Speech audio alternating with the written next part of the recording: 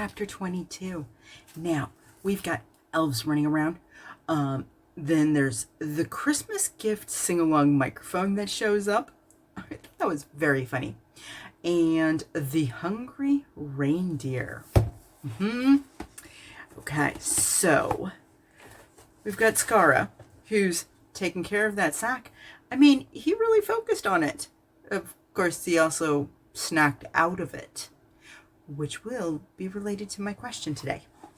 Now, after that, he's showing off. He's having a good time.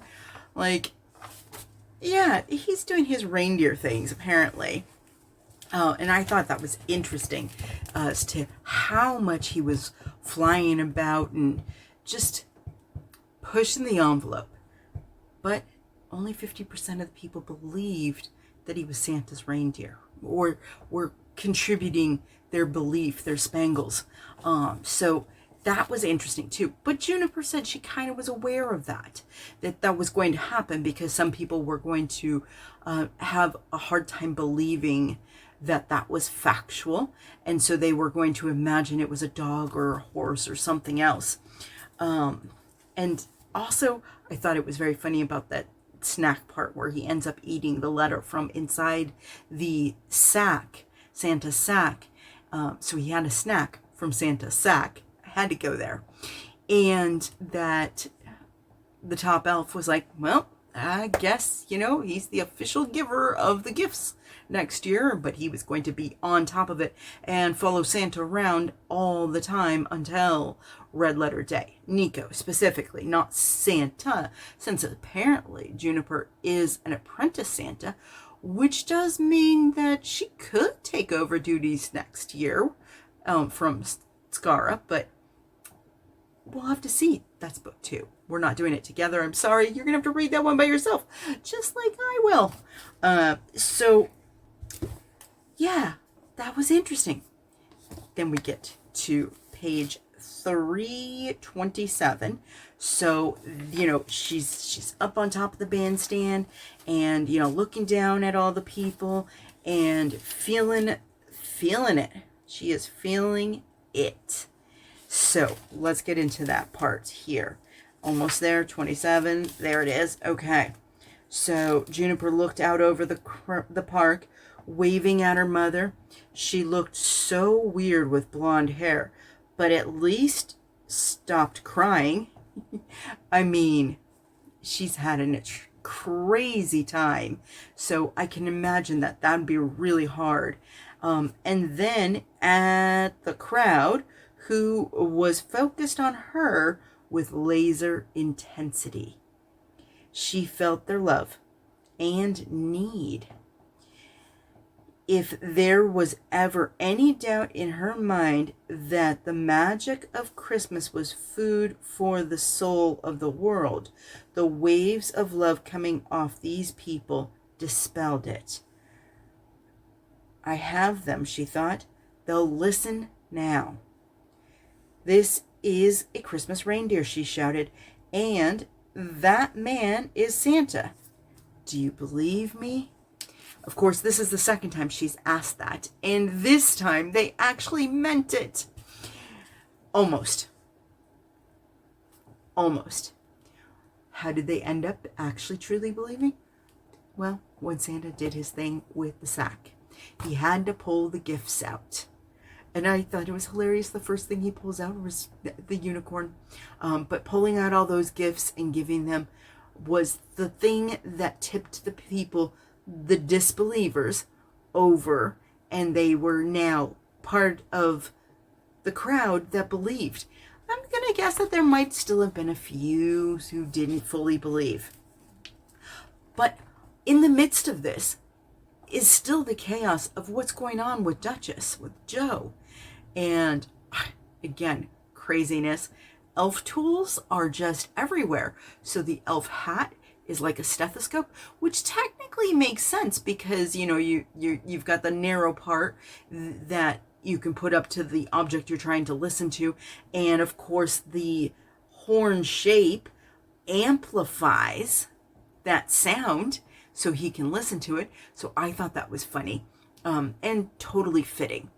that there was that moment when all the elves are, you know, in their little positions and their hats light up and something else lights up. I don't remember what it was, but they just end up blinking to create that time bubble. So that was interesting. Now, Duchess, as he turned out to say, is allergic to magic. And my thought is that it was caused by that negative experience that night at her brother's house when she almost hurt her niece by trying to collect those spangles and do whatever she was doing with that experiment. I suspect that maybe she had an overload and that caused her to become allergic to magic. Is that crazy? Of course, now, our top elf has promised to make sure that she is perfect so that Nico will stay as Santa Claus and not discontinue Christmas again for another 10 years or forever.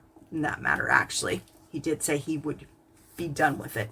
So, you know, she's clearly going to be healed, but it is to an extent. You know, she's healed by magic.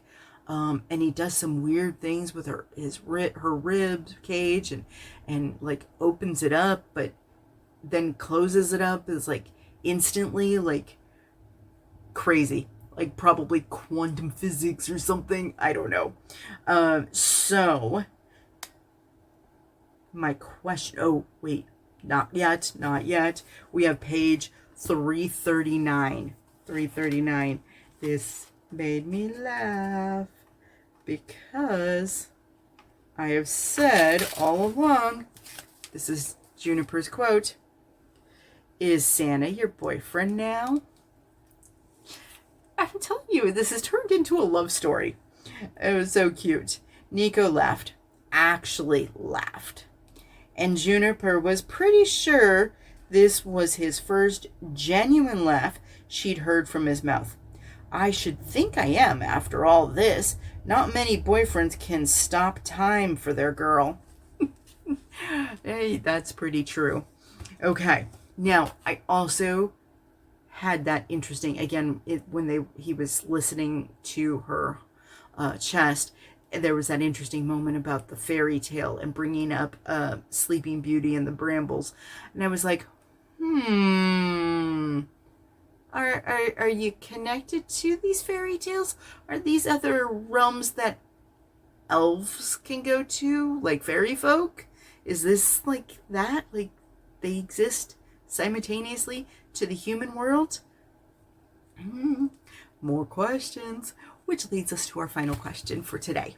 And that is, do you think the letter that Skara ate is already known?